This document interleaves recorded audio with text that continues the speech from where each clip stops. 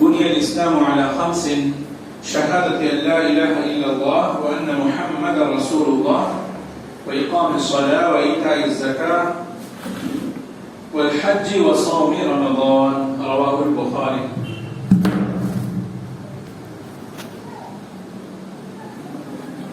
وقال عبد الله بن مسعود رضي الله عنه: حدثنا رسول الله صلى الله عليه وسلم وهو الصادق المصدوق: إن أحدكم يجمع خلقه في بطن أمه 40 يوما نطفة ثم يكون علقة مثل ذلك ثم يكون مضغة مثل ذلك إلى آخر الحديث. எல்லா புகழும் ஏகதேவனாகிய அல்லாஹ் ஒருவனுக்கே, சாந்தியும் சமாதானமும் தூதர் நபிகள் நாயகம் ஸல்லல்லாஹு அலைஹி வஸல்லம் அவர்கள் மீதும் அவரது குடும்பத்தினர்கள் மீதும் அவரது வாழ்க்கை நிலையை தவறாமல் பின்பற்றி வாழ்ந்த சத்திய உத்தம சஹாபாக்கள், தாபிஈன்கள், தபூ தாபிஈன்கள், ஸலஃபுஸ் ஸாலிஹீன்கள் மற்றும் நம் அனைவர் மீதும் உண்டாகட்டுமாக. அல்லாஹ்வுடைய மாபெரும் அருளால் அவனது பெரும் கிருபையால் புனிதமிக்க இந்த ரமலான் மாதத்தில் 3வது தராவி தொழுது முடித்துவிட்டு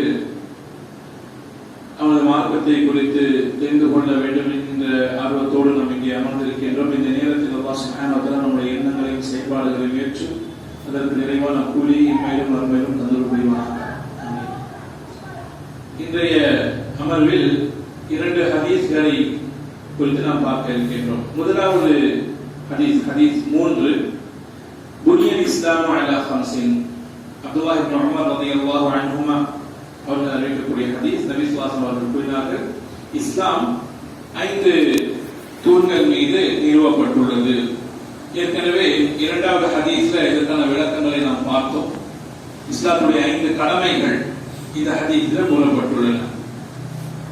வணக்கத்துக்கு தகுதியான அல்லாஹ் தவிர வேறு யாரும் இல்லை, முஹம்மது ஸல்லல்லாஹு அலைஹி வஸல்லம் அல்லாஹ்வுடைய தூதராக இருக்கிறார் என்று சாட்சி கூறுவது, 5 நேர தொழுகைகளை தொழுவது, ஜகாத் கொடுப்பது, ரமலான் மாத நோன்புகளை நோற்பது மற்றும் வாழ்நாளில் ஒரு முறை முடிந்தால் வசதி இருந்தால் ஹஜ் செய்வது. இந்த 5 கடமைகள் ஒரு முஸ்லிம் மீது கட்டாயமாக்கப்பட்டுள்ளன. அதில் வசதி அப்படிங்கிற இந்த ஒரு பகுதி 2 இபாதத்துகளுக்கு சொல்லப்பட்டிருக்கிறது. இதில் நாம் ஒன்றை தெளிவாக புரிந்து கொள்ள வேண்டும். அல்லாஹ் ரப்பல் ஆலமீன் ஏவிய விஷயங்கள் எதெல்லாம் அல்லாஹ் நமக்கு செய்ய வேண்டும் என்று சொல்லியிருக்கின்றானோ அதில முடிந்த அளவிற்கு அதை செய்யுங்கள் என்றுதான் சொல்லியிருக்கின்றார். அதாவது ஒருவரால் நின்று தொழ முடியவில்லை என்றால் அவர் உட்கார்ந்து தொழலாம், உட்கார்ந்து தொழ முடியவில்லை என்றால் அவர் படுத்து தொழலாம்.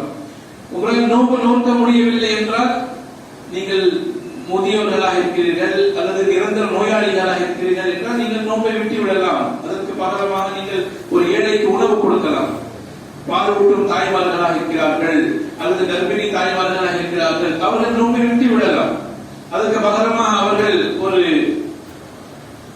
ஒரு ஏழைக்கு, ஒரு மிஸ்கீனுக்கு அவர் உணவு கொடுக்கலாம். அப்போ முடிந்த அளவிற்கு அல்லாஹ்வுடைய கடமைகளை முடிந்த அளவிற்கு செய்ய வேண்டும்.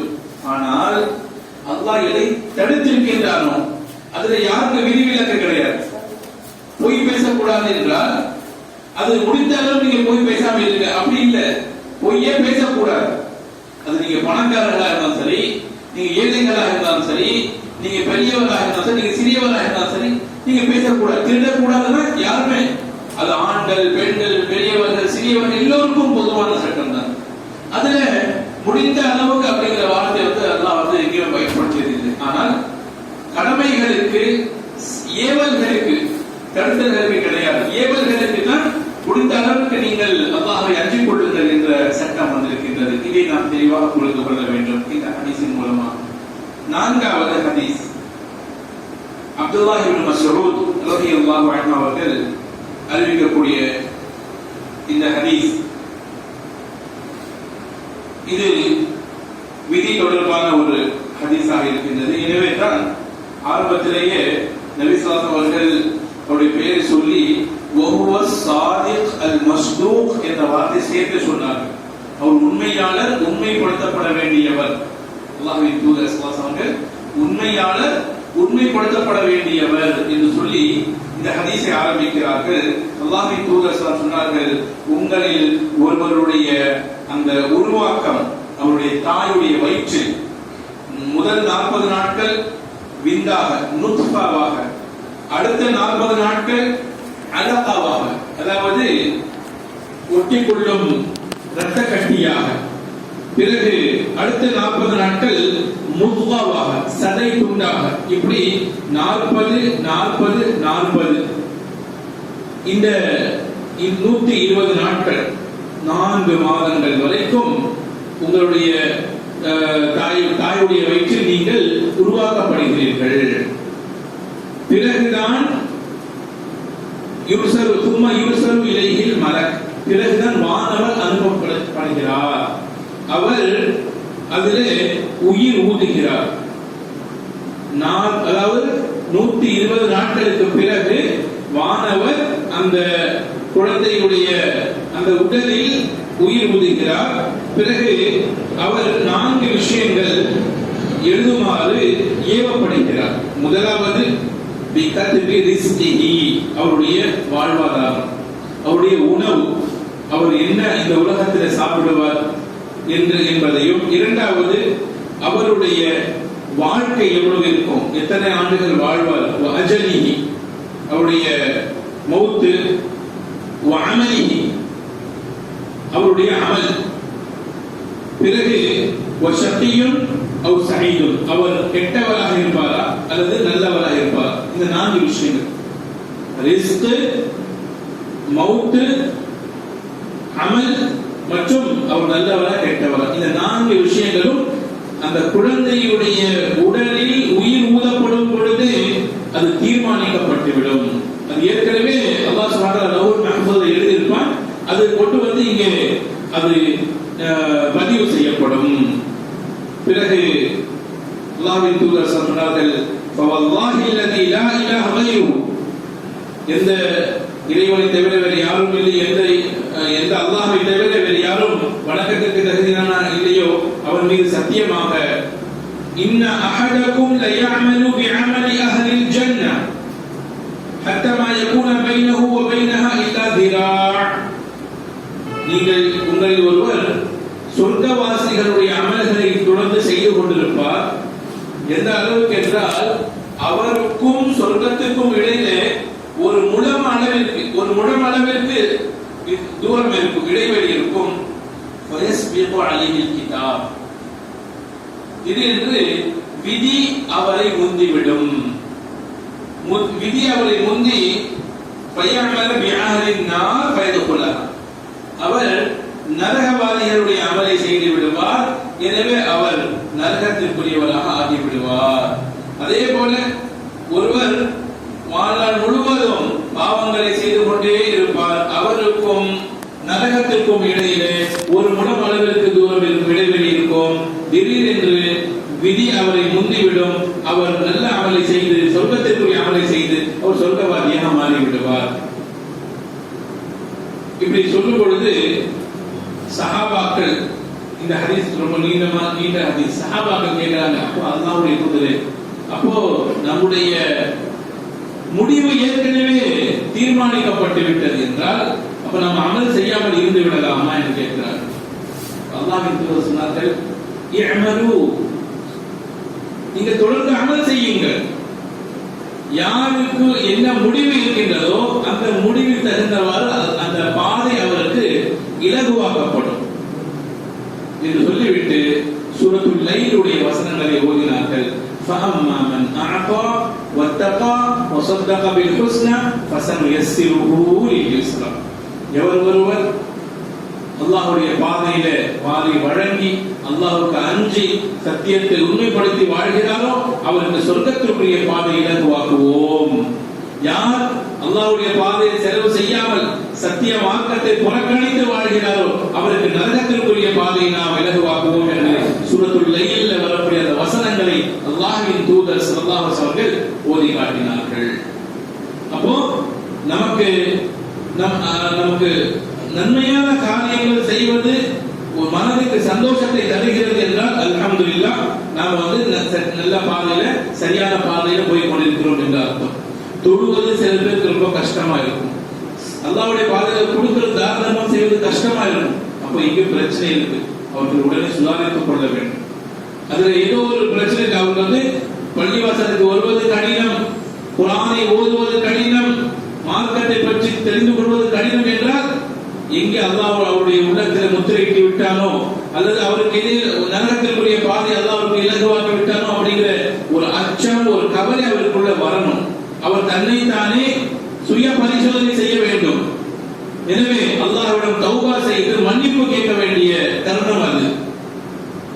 அதே போல கணிதத்திற்குரியவர்களே, இந்த ஹதீஸில நமக்கு கிடைக்கக்கூடிய மிக முக்கியமான ஒரு செய்தி என்னவென்றால், தொழில்நுட்பம், டெக்னாலஜி இன்னைக்கு ஒரு 100 வருஷம் ஆயிருக்குமா, ஒரு குழந்தையுடைய அந்த வளர்ச்சி எப்படி இருக்கும், எப்படி குழந்தை உருவாக்கப்படுது அப்படிங்கறத ஒரு 100 வருஷத்துக்கு முன்னாடி அதை கண்டுபிடிச்சிருப்பாங்க. அல்ட்ரா ஸ்கேனர் இப்பதான் வந்திருக்கு. ஆனால் சுப்ஹானல்லாஹ், அல்லாஹ்வின் தூதர் ஸல்லல்லாஹு அலைஹி அவர்கள் ஒரு மனிதனுடைய படைப்பை குறித்து 1400 ஆண்டுகளுக்கு முன்பாக சொல்கிறார்கள் என்றால், இதை விட வேறு சிறந்த, இந்த மார்க்கத்துடைய உண்மைத்தன்மையை சொல்வதற்கு இதை விட சிறந்த உதாரணங்கள் எதுவாக இருக்க வேண்டும்? இது படித்தாலேயே, இது மாற்றுவர் சகோதரர்கள் இதை கேட்டாலே அவர்களுக்கு கண்டிப்பாக இஸ்லாம் என்பது உண்மையான மார்க்கம் என்பதை அவர்கள் விஞ்ஞானபூர்வமாக இன்னைக்கு அது நிரூபிக்கப்பட்டுக் கொண்டிருக்கிறது என்பதை அவர்கள் உணர்ந்து இஸ்லாத்திற்குள் வந்து விடுவார்கள் இன்ஷா அல்லாஹ். எனவே இதெல்லாம் நம்ம சொல்லணும். பாருங்க, இந்த ஹதீஸ பாருங்க, நபிகள் நாயகம் சொன்ன இந்த ஹதீஸ் இப்படிதான் ஒரு குழந்தையுடைய உருவாக்கம் படிப்படியாக அல்லாஹ் ரப்பல் உருவாக்குகிறார் என்று நாம் எடுத்து சொல்ல வேண்டும். அதே போல இதுல சட்ட ரீதியாக ஒரு விஷயம் வருகின்றது. அது என்ன அப்படின்னா, 4 மாத குழந்தைகள் 4 மாதங்களை அடைவதற்கு முன்பாக இறந்து விட்டால் அவர்களுக்கு ஜனாஸா தொழுகை என்பது கிடையாது. அவர்களுக்கு குறிப்பாட்ட வேண்டும், ஜனாஸா தொழுகை சொல்ல வேண்டும் என்பது சட்டம் கிடையாது. ஆனால் 4 மாதத்தை அடைந்த பிறகு அவர்கள் மரணித்தால் அவர்களுக்கு ஜனாஸா தொழுகை உண்டு. காரணம், அவருடைய உடலில் உயிர் ஊதப்பட்டு விட்டது என்று சட்டம் வந்து இங்கே அமலாக்கப்படுகின்றது. அதே போல குழந்தையுடைய வளர்ச்சி சரியில்லை அல்லது இதய துடிப்பு சரியில்லை, அதனால கரு சிதைவு வந்து செய்யலாம் என்று டாக்டர்கள் சொல்கிறார்கள் என்றால் அங்கே நம்ம வந்து அலர்ட்டா இருக்கணும். அப்படிலாம் பண்ணக்கூடாது, அது கொலைக்கு சமம். ஏனென்றால் உயிர் ஊதப்பட்ட பிறகு 4 மாதங்கள் ஆன பிறகு இப்படி செய்வது என்பது அது கொலைக்கு சமமானது என்று உலமாக்கள் சொல்கின்றார்.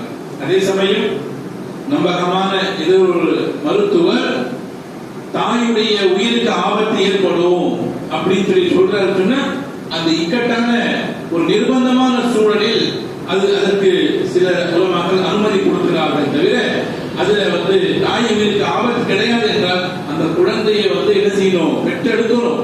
அந்த குழந்தையை வந்து அல்லாஹ் படைக்க விரும்புகின்றான். அது தடுப்பதற்கு நமக்கு அதிகாரம் கிடையாது.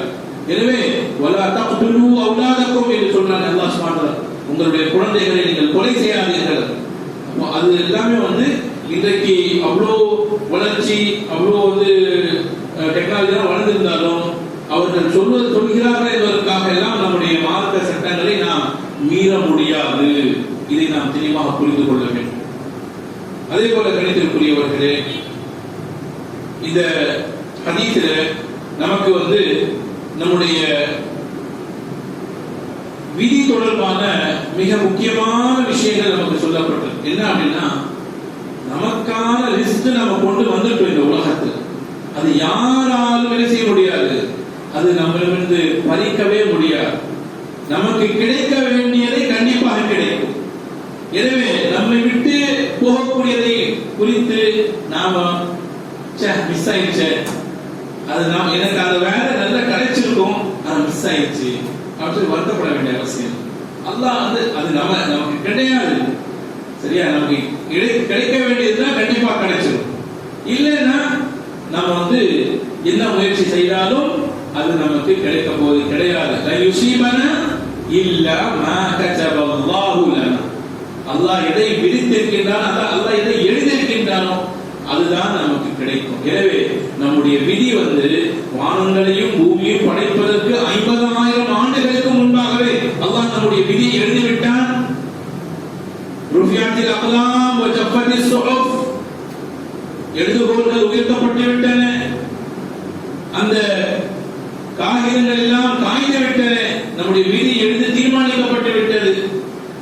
அப்படின்னா இதுல சில சந்தேகங்கள் வருது. சில பேருக்கு என்ன, அப்ப துஆ கேட்ட நம்முடைய விதி மாறாதா? மாறும். சில விஷயங்களை அல்லாஹ் சுப்ஹானஹு வ தஆலா, சில விதியில சில பகுதிகளை அல்லாஹ் சுப்ஹானஹு வ தஆலா அது டெம்பரரியா வச்சிருக்கான். அது வந்து முழுமையாக, அதாவது ரெண்டு ஆப்ஷன் மாதிரி அல்லாஹ் வச்சிருக்கான். இந்த மனிதன் துஆ செய்தால், உறவுகளை சேர்ந்து வாழ்ந்தால் இவருக்கு இன்னென்ன நன்மைகள் நடக்கும் என்று அல்லாஹ் அதை எழுதி வச்சிருக்கான். அதனாலதான் அல்லாஹ் சுப்ஹானஹு வ தஆலா சொல்கிறான், யம்ஹுல்லாஹு மா யஷாஉ வ யுஸ்பித் வ இன்தஹு உம்முல் கிதாப். அல்லாஹ் விதியிலிருந்து தான் நாடியதை அழிக்கின்றான், தான் நாடியதை அதை உறுதிப்படுத்துகின்றான். எனவே துஆ கேட்பதை நாம் ஒரு நாளும் விடக்கூடாது. நடக்கதான் நடக்கும் அப்படின்னு நம்ம விட்டுட்டு நம்ம துஆ கேட்காம இருக்கக்கூடாது. துஆ கேட்கணும். எல்லாவற்றுக்கும் நமக்கு துஆ சொல்லி தரப்பட்டிருக்கிறது. ஒரு பெண்ணு திருமணத்திற்காக பெண்ணு தேடுகிறார்கள், இஸ்திகாரா செய்யுங்க. அல்லாஹும்ம இன்னி அஸ்தகீருக பிஇல்மி, எவ்வளவு அழகான ஒரு துஆ. ஒரு வியாபாரத்தை தொடங்கணும், இஸ்திகாரா செய்யுங்க. ஒரு படிப்பு சம்பந்தமான ஒரு கோர்ஸ் ஜாயின் பண்ணணும், இஸ்திகாரா செய்யுங்க. அப்ப எது நல்லது எது தீமையானது என்று நமக்கு தெரியாது. எனவே இஸ்திகாராவின் மூலம் அல்லாஹ்வுடைய உதவி நாடுவது, சரியானதை தேர்வு செய்வதற்காக அல்லாஹ்வுடைய உதவியை தேடுவது, இது மூமினுடைய வாழ்க்கையில கட்டாயமானது ஒன்று. ஆகையால நாம் துஆ கேட்பதை ஒரு காலம் விடக்கூடாது. தொடர்ச்சியாக துஆ கேட்டுக்கொண்டே இருக்க வேண்டும். ஆகையால் விதியுடைய விஷயத்துல ஒரு கூட்டம் வழிகட்டு போயிருக்கு. தவறாக விதியை நம்பியதால் அல்லது புரிந்து கொண்டதால் கதரியா என்ற ஒரு கூட்டம் விதியை வைத்து வழிதவறி போயிருக்கின்றது. அல்ஹம்துலில்லாஹ், நமக்கு அஹ்லுஸ் சுன்னah வல் ஜமாஅவுடைய கொள்கையில் இருக்கக்கூடிய நாம் விதியுடைய விஷயத்துல நமக்கு எவ்வளவு சொல்லப்பட்டிருக்கிறதோ அவ்வளவு நாம் ஏற்றுக்கொள்கின்றோம். எது சொல்லப்படவில்லையோ அந்த விஷயத்துல நாம் மௌனம் சாதிக்கின்றோம். இதுதான் நம்முடைய நிலைப்பாடு. அல்லாஹ் சுப்ஹானஹு வ தஆலா நம் அனைவருக்கும் விதியுடைய விஷயத்துல தெளிவான புரிதலை வழங்குவானாக. நம்முடைய வாழ்க்கையில நடக்கக்கூடிய எல்லாவற்றையும் மனதாக நாம் ஏற்றுக்கொள்வதற்கு அல்லாஹ் சுப்ஹானஹு வ தஆலா அனைவருக்கும் இஸ்திகாமத்தை கொடுப்பானாக. ஆமீன். வ ஆகிரு தஅவானா அல்ஹம்துலில்லாஹி ரப்பில் ஆலமீன். سبحانك اللهم وبحمدك أشهد أن لا إله إلا أنت أستغفرك وأتوب إليك. السلام عليكم ورحمة الله وبركاته.